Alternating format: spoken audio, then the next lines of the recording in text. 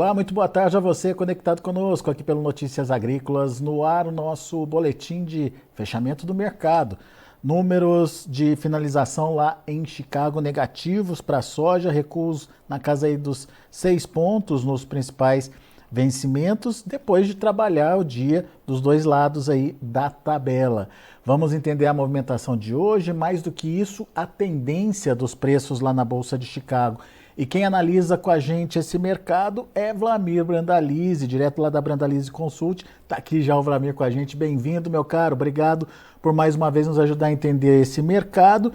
E é um dia negativo aí, de finalização negativa para os preços, depois de 2 sessões seguidas aí de alta lá em Chicago, Vlamir. O que aconteceu? O que mudou na perspectiva do mercado?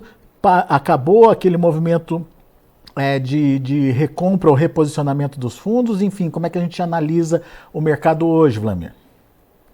Boa tarde, Alex. Boa tarde a todos. Olha, Alex, é mais ou menos isso mesmo. O mercado subiu um pouco. Hoje houve uma realização de lucros, né, com alguns fatores afetando. Os grandes investidores, grandes fundos, eles saíram das posições vendidas, entraram em posições compradas, também já estão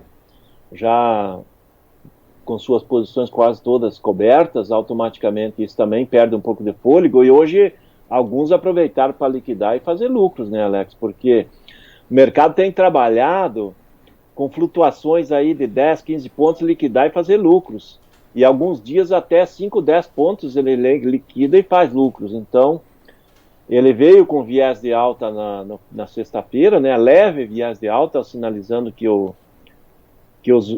mercado é dividido em dois segmentos, né? Os baixistas e os altistas, né? Tem sempre aqueles que apostam na alta e outros que apostam na baixa. Mas desde o começo do ano até a semana passada, os baixistas estavam em maior número, estavam mais fortes, e tudo que vinham de notícias e fatores eram baixistas mesmo. Agora o mercado começou a ter fatores novos e fatores mais positivos, mais altistas, vamos dizer assim. Não quer dizer que vamos ter uma corrida de alta, mas sinalizando que o mercado pode ter batido aí perto dos $11 como base. Porque quando ele ficou ali perto de 11,20, 11,10, aí perto disso, ele já começou a sentir que o mercado praticamente sumiu os vendedores de baixa e só ficou o pessoal apostando em alta. Por isso que ele trouxe esse viés de leve alta da semana passada para essa semana. Hoje é um dia de liquidação, porque também hoje tem fatores aí que deram uma acalmada no mercado, né, Alex? É um dia importante lá nos Estados Unidos, né, que é a super terça política deles. Então os investidores acabam liquidando, fazendo lucro, sabe aquele investidor que quer mostrar lucro aí na sua carteira, né? E hoje, como tem muito noticiário correndo, todo mundo quer aparecer, né, com o seu cliente com informação. Então ele vende, liquida, faz lucro, depois se reposiciona aí a partir da manhã. Hoje é dia de muita eleição lá, né, para a escolha dos candidatos a presidente, né, que já dado certo, né, vai ser Biden e Trump. Então isso também é um fator que faz o dinheiro circular, e como já estava subindo 2 dias, ele acabou trazendo uma liquidação. Ele operou misto hoje nos dois lados. E também tem um fator extra que também ganhou forças na segunda-feira, depois ele perdeu forças já no final da tarde da segunda-feira, que é a crise russo-alemã, em que os russos acabaram pegando uma conversa entre militares alemães, em que indicavam que a Alemanha poderia estar repassando mísseis de última geração para a Ucrânia, e esses mísseis poderiam ser usados para atacar a Rússia, né? E os russos ficaram russos, né? Da vida, né? Que nem diz o Putin, ficou Putin da vida, e automaticamente eles retalharam e anunciaram que eles estão guerreiros, e para entrar com mais um país com a guerra, então não muda muito, né? Automaticamente o governo alemão levou um susto, né? Já tem uma crise da pior espécie desde a Segunda Guerra Mundial, com recessão interna, inflação, desemprego, produtores esperneando que querem mais ajuda, governo com arrecadação em queda, sinalização complicada. Agora a Alemanha vai pegar mais um rabo de foguete, né? Mais um pepino externo, então não é isso que seria importante nessa hora para lá. Então, hoje já mais calmos, os russos mais calmos, automaticamente isso também deixou de influenciar. E o mercado de petróleo acabou caindo também, né? Então, hoje era um dia de liquidação, fazer lucros, mas o leve viés de alta continua, Alex. O pessoal baixista, nesse momento, ele é inferior aos levemente altistas, né? Não é a corrida de alta, mas o mercado está apostando que vem corte de safra da América do Sul na sexta-feira, né? Pois é, isso que eu ia perguntar. O que justifica essa leve tendência de alta aí? É expectativa para o relatório, então, Vlamir? Exatamente. A expectativa para o relatório, o mercado apostando que na sexta-feira o USDA possa cortar um pouco da safra brasileira. Eu acredito que para ele fazer um estilo USDA, ele teria que cortar de 2 a 3 milhões de toneladas da safra brasileira. Cortando 2 a 3, eu acho que estaria dentro do USDA. Certamente aqui no Brasil, todos os órgãos, representantes e produtores vão espernear que o USDA quer fazer a cotação cair. Mas é o estilo USDA não cortar muito de um mês para o outro, né, Alex? Nem para cima, nem para baixo.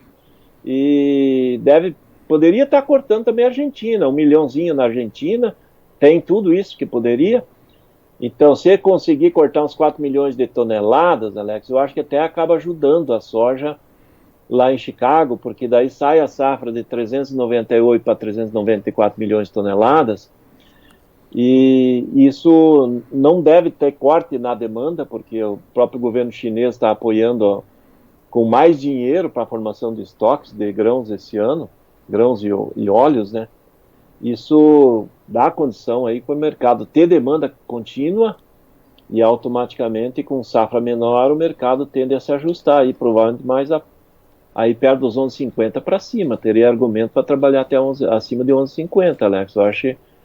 E há alguns meses está começando a olhar para frente, né? Possibilidade de talvez até 12 aí, na sequência, se realmente o corte vier nesse número um pouco acima, né? Ô Vlamir, você falou dessa questão dos olhos focados na safra sul-americana. Algum dado dos Estados Unidos pode mudar esse mercado? Eu pergunto porque a gente viu recentemente aí alguns cancelamentos, alguns washouts acontecendo com a soja americana. Será que pode ter alguma revisão de estoque por lá? É possível que até tenha uma queda, Alex, mas com relação aos Estados Unidos, ali não vejo muita flutuação não, porque a China continua comprando dentro do que ela precisa por lá, ela é a maior compradora, né, nos Estados Unidos também.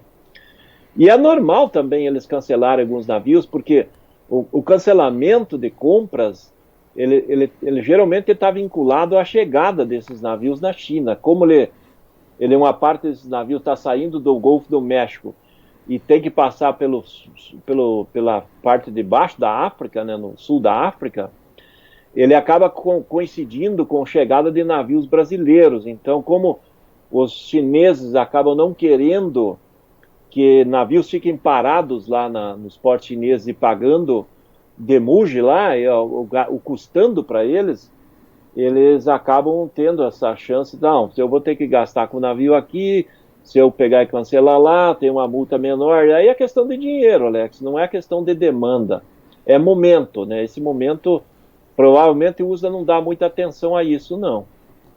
Muito bem.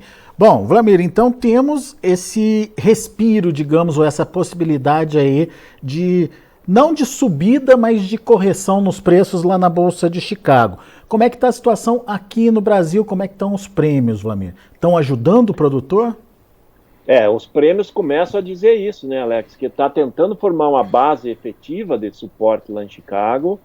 Aparentemente a parte de baixo agora está mais difícil de ser conseguida, né? Quem apostar em baixas maiores está mais difícil. E isso já tem um reflexo aqui por causa dos prêmios, né? Os prêmios começaram a melhorar, é sinal de que tem demanda, tem mais compradores e a gente está vendo prêmios um pouco mais atrativos, né? Porque os prêmios nesse momento talvez sejam um dos melhores aí da temporada, né? Os prêmios atuais aí que estão sendo praticados. Hoje nós já temos prêmios positivos aí a partir de junho, né? E até a semana passada os prêmios positivos eram a partir de agosto.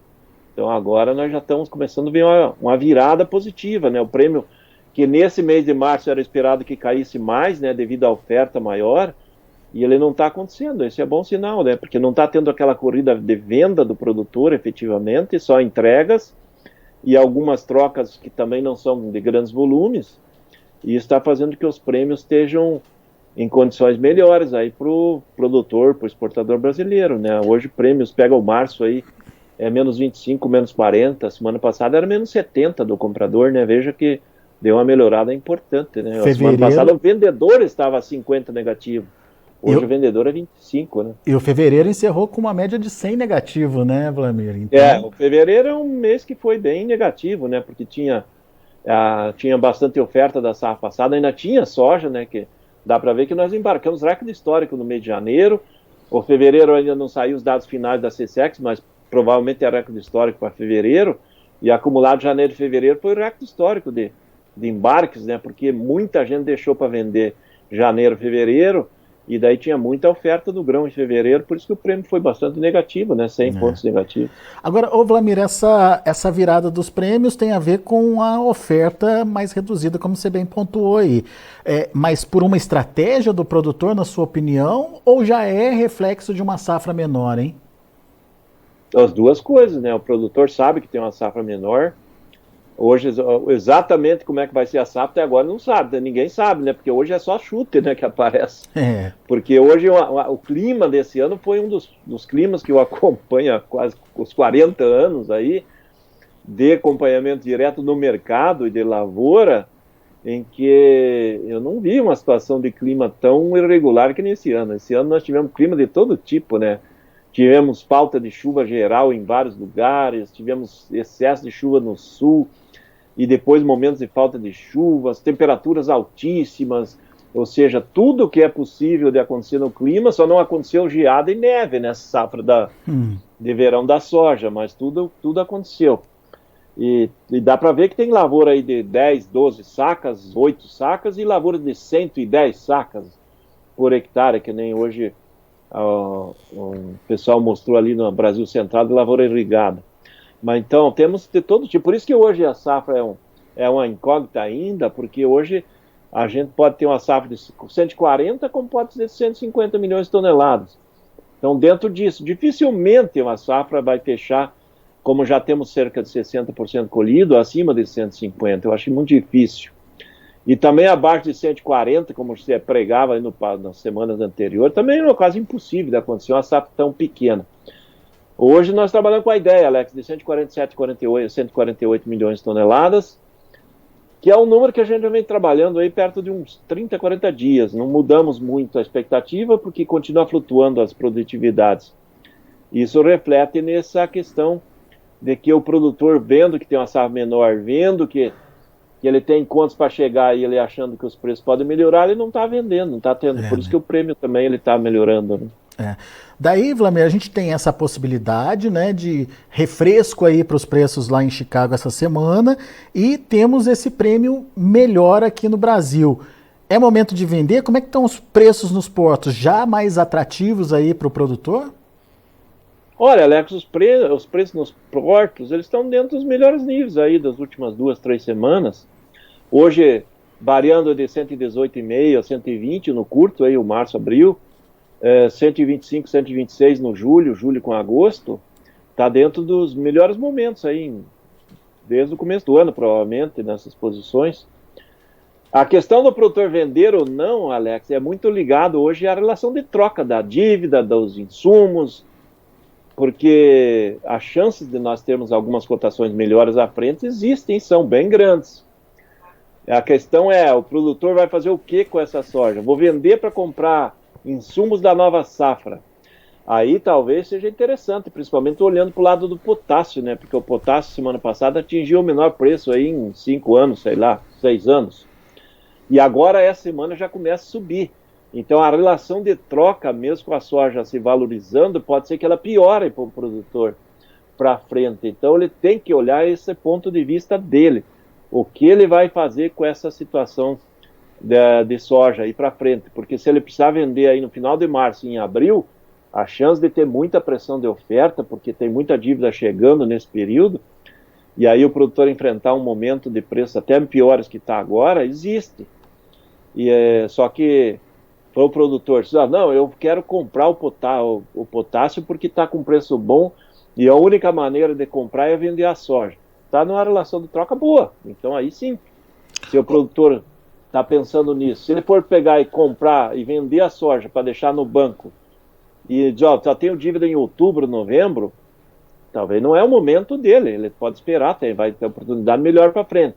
Mas se ele tem dívida que vai estourar ali no dia 10 de abril, por exemplo, daqui um mês, ou dia 15, um mês e pouco, talvez ele possa estar enfrentando um momento de muita oferta ali na frente, né? Então, ele tem que ver tudo essas posições, possibilidades, né, Alex? Mas que tem momento de venda, tem, e tem casos, boa parte dos casos, é momento de segurar um pouco mais, né? Talvez vender a semana que vem, até se o USDA confirmar queda maior de safra, poderemos entrar numa nova onda de leve alta. O viés de alta pode continuar assim, e aí produzir mais R$2, R$3 a saca dela. Então, produtor que precisa fazer caixa para pagar alguma dívida, produtor que vê a oportunidade para fazer a troca por insumos, pode até aproveitar esse momento, mas aquele que está tranquilo, dá para esperar então mais um pouco, Wlamir? Nesse caso, sim, né, Alex? Não é todo mundo que está tranquilo, né? Normalmente tem uma parte pequena que está tranquilo. Hoje o que a gente está vendo tranquilo são os de maracujá, que o produtor em geral do Brasil está tomando muito suquinho de maracujá aí para se acalmar para o clima. Agora está evoluindo a safrinha. É um ano bem nervoso, né, Alex? Por isso que os vendedores de suco do maracujá estão ganhando muito dinheiro. Estão faturando, né? Muito bom. Dom Wlamir, onde estará esse final de semana, esse resto de semana, hein, Wlamir? Você está me contando que está viajando, é isso? Olha, Alex, essa semana nós estamos indo para um grande evento ali, que é um dia de campo, que será no sábado agora, em Paragominas, lá no Pará. Vamos estar lá desde amanhã, já estamos indo para o Pará, lá no Dom Eliseu, Paragominas. Vamos bater papo com o produtor, vamos trocar figurinhas, mostrar as tendências. E na semana que vem estaremos lá na Primavera do Leste. Começamos lá na terça-feira, já lá em Primavera do Leste, na grande feira de Primavera do Leste. Daí, na sequência, na semana seguinte, é Lucas do Rio Verde. As grandes feiras do Mato Grosso começam agora de novo, né, Alex? Estamos na correria. E Wlamir Brandalize participando de todas elas, levando informação para o produtor e fazendo ali o corpo a corpo, né, Wlamir? Respondendo as dúvidas, encontrando o produtor, trazendo informação aí para quem precisa. Exatamente, lá vamos aprender com o produtor, todo mundo contando a sua história e a gente contando a nossa, né? Boa, isso aí. Wlamir Brandalize, meu amigo, obrigado mais uma vez pela participação, pela disponibilidade de estar aqui com a gente. Volte sempre, Wlamir. É isso aí, Alexis.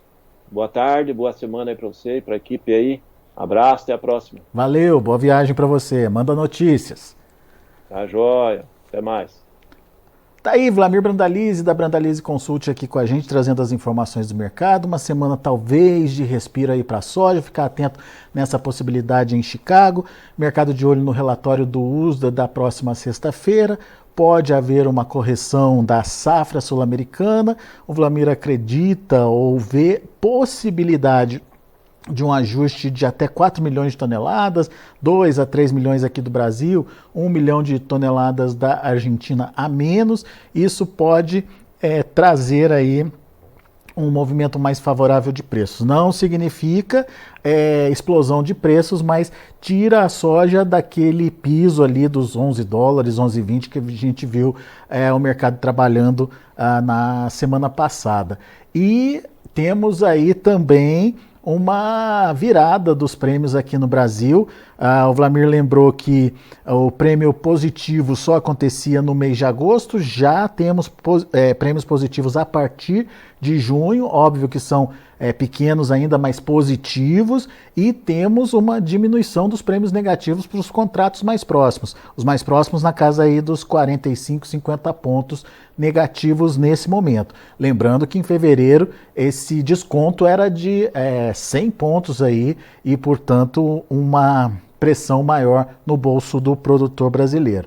A gente vai acompanhar aí o desdobramento das cotações ao longo da semana, mas pode ser um bom negócio, uma boa oportunidade, principalmente para o produtor que precisa fazer caixa para pagar a conta, principalmente para o produtor que consegue ter uma boa relação de troca por insumos nesse momento e precisa fazer essa compra de insumos, antecipar essa compra de insumos. Então, fique atento às oportunidades. Bom, vamos aos preços, vamos ver como encerraram as negociações lá na Bolsa de Chicago. De olho na tela, você acompanha comigo a soja recuando para março em 6 pontos mais 25 a 11 dólares e 40 centes por bushel. Para maio, 11 dólares e 49 centes por bushel, perdendo 6 pontos. Para julho, 11 dólares e 59 centes por bushel, queda de 6 pontos mais 25. Para agosto, 11 dólares e 56 centes por bushel, recuo de 6 pontos mais 25. Tudo na casa ali dos 6 pontos aí de queda para a soja. Vamos ver o milho. O milho para março fechou a 4 dólares e 13 centes por bushel, queda de 4 pontos. Para maio, 4 dólares e 26 centes por bushel, queda de 3 pontos mais 75. Julho, 4,37, 3 pontos mais 75 também de recuo. Setembro, 4,46, recuando 4 pontos. E para finalizar, temos o trigo. Para março, 5 dólares e 45 centes por bushel, caindo 17 pontos mais 75. O maio, 5,51, queda de 13 pontos. O julho, 5,55, queda de 11 pontos e meio. Setembro, 5 dólares e 64 centes por bushel, caindo quase 11 pontos aí, preços lá na Bolsa de Chicago. Muito bem, são esses os números já de fechamento do mercado. A gente vai ficando por aqui. Agradeço muito a sua atenção, a sua audiência. Notícias agrícolas, informação agro relevante e conectada.